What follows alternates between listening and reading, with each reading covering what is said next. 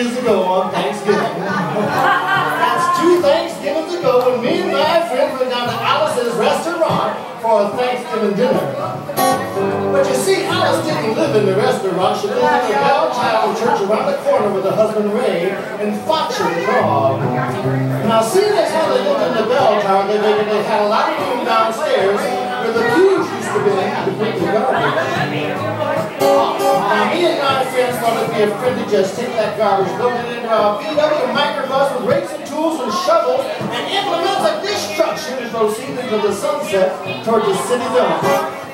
We did, and we got there, and there was a swirling across the city dump said closed on Thanksgiving. Well, friends, we've never heard of a garbage dump being closed on Thanksgiving before.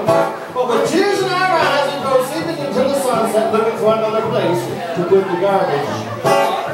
We didn't find one until on the side of the sidewalk at the bottom of a 20-foot cliff was another pile of garbage.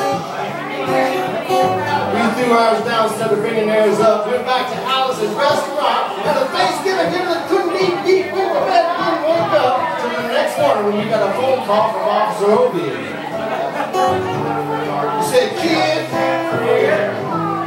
I found your name on an envelope underneath a half a ton of garbage, and I just want to know if you knew anything about it." I said, "Obie, I cannot tell a lie. I put that envelope underneath that half a ton of garbage." Well, after a long time of talking on the telephone, we came to the truth of the matter. Obie told us to come down to the police officer station where he wanted to talk to us. Now, friends, there was only 2 things that Obie could have done. One, he could have given us a medal for being so brave and honest on the telephone, which we wasn't expecting. And the other was he could have called us out, told us never to be seen entering in the vicinity again, which we was expecting. But when we got down to the police officer station, there was this 3rd possibility that no one was counting on. He immediately arrested us, handcuffed us. I said, "Obie, how do you expect me to pick up the garbage with these handcuffs on?" He said, "Shut up, kid, and get in the police officer car." Where we all went out to the quote scene of the crime where everybody was trying to get in the newspaper story about it. There was all types of police cars and police dogs and all kinds of mean, nasty, ugly things out there. This was the biggest thing that had happened in the country in the past 25 years, and there was all types of things. 27, 8 by 10 colored crosses, pictures of circles and errors in a paragraph on the back of each one, explaining each one was used evidence against us. This was serious. And we finally finished up there and went back to the police officer station, walked in, sat down. Obie said, "Kid, I'm going to put you in a cell now. I want your wallet and your belt." And I said, "Obie, I can understand you want my wallet so I won't have any money to spend while I'm in the cell. But what do you want my belt for?" He said, "Kid, we don't want any hangings." And he was making real sure too, because he took out the toilet seat so I couldn't hit myself the ground, took out the toilet paper so I couldn't bend the bars, took the toilet paper, roll it out the window, slide down and have an escape. You'd have to be there to really understand all this, but went to bed that night and didn't wake up till the next morning when Alice, you remember Alice? This is a song about Alice and the restaurant. But she came in with a few harsh words for Officer Obie being precise. She called him a goddamn turkey. We all went back to Alice's restaurant, had a Thanksgiving dinner that couldn't be beat, went to bed, and didn't wake up till the next morning when we had to go to court. Went down to the courthouse station, walked in, sat down. The judge walked in with a CNI dog, and he sat down. Obie looked at the CNI dog, and then he looked down at the 27 8 by 10 colored glossy pictures in his hand, and then back up at the CNI dog, and then back down at the 27 8 by 10 glossy pictures, and then back up at the CNI dog, and that's when it came to the realization of the fact this was just another case of blind justice. The judge wasn't going to even look at the 27 8 by 10 colored glossy pictures, fined us $50, and we had to go pick up the garbage. Well, that's not what I wanted to tell you about anyway. I want to tell you about the draft board. You see, I went down to get my physical examination for the Army the other day, down on Main Street in Detroit, where they take in, inspect, leave select you. And I walked in, I wanted to be the all-American kid from Detroit. And I was honed down, drunk down, drugged out, all types of mean, nasty, ugly things. Walked in there and sat down. The man walked over to me, had some paper in his hand, and said, "Kid, take this paper up to 203 and see the psychiatrist." So I walked up there and I said, "Shrink, I want to kill." I want to kill. Kill! I want to see blood and gore and guts and veins in my teeth eating dead burnt babies. Kill! And we both started jumping up and down on the desk yelling, "Kill! Kill!" Till the sergeant walked in and pinned a medal on my side and said, "You're our boy."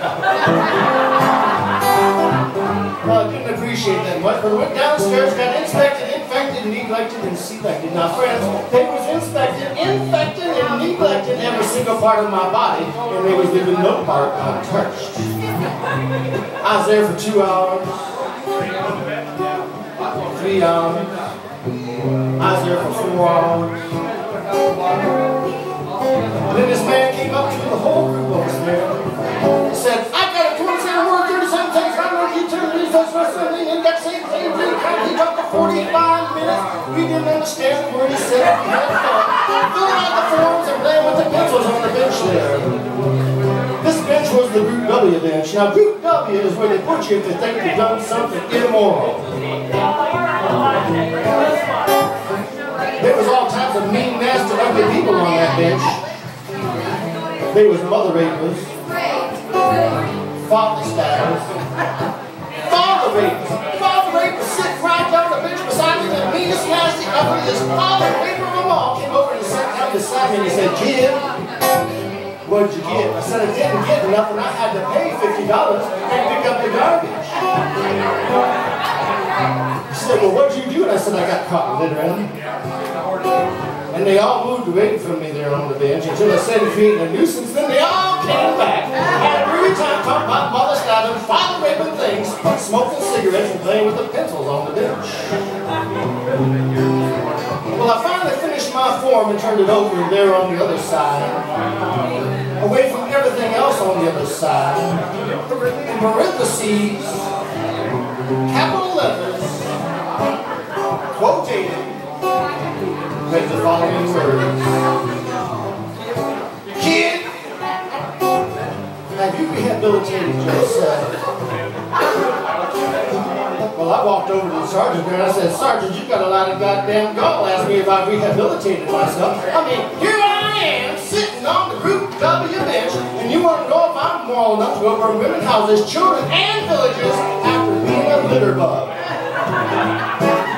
He said, "Kid, we don't like your type. We're going to send your fingerprints off to Washington." And now, somewhere in Washington, enshrined in the back of black and white, is a photostatic copy of my fingerprints. And the only reason I told you this story is because you may know someone in a similar situation. Or you may be in a similar situation. And if you're in a situation like this, you just walk into the shrink and say, "You can get anything you want, and Alice's restaurant." To walk out. Now, can you imagine if just one person today were to walk into the shrink's office and say one bar of Alice's restaurant, walk out? They'd think he's weird and they wouldn't take him. But what about two people? Two people a day going in to sing one bar of Alice's restaurant, they'd think they both faggots and wouldn't take either one of them. But what about three people? Three people a day going in to sing one bar of Alice's restaurant and walking out, they'd think it was some type of an organization. But 50 people a day going into the psychiatrist's office and singing one bar of Alice's restaurant and walking out, they'd think it was some type of a movement, and that's just what it is. Alice's Restaurant, anti-massive creed movement. All you got to do to join is sing it the next time it comes around on the guitar. With feeling in 5-part harmony. Are you ready? Here we go. You can get anything you want at Alice's Restaurant. You can get anything you want at Alice's Restaurant. I said walk right in, just to have a vibe on the railroad track. You can get anything you want at Alice's That's terrible. Okay, I'm going to give you another opportunity to sing along with me here. I've been standing up here singing this song for 22 minutes and I'm not tired or proud. I can keep on singing it, you know, but I won't. I'm going to give you an opportunity to sing Alice's very strong anti-mass movement with me in 4-part harmony, maybe 5.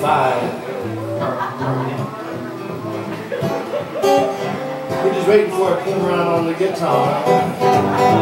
You can get anything you want, Alice's restaurant.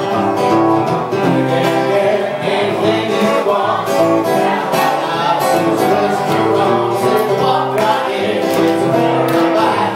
Just to have my own railroad track. Said you can get anything you want, Alice's restaurant. Said you might just stay out, Alice's restaurant.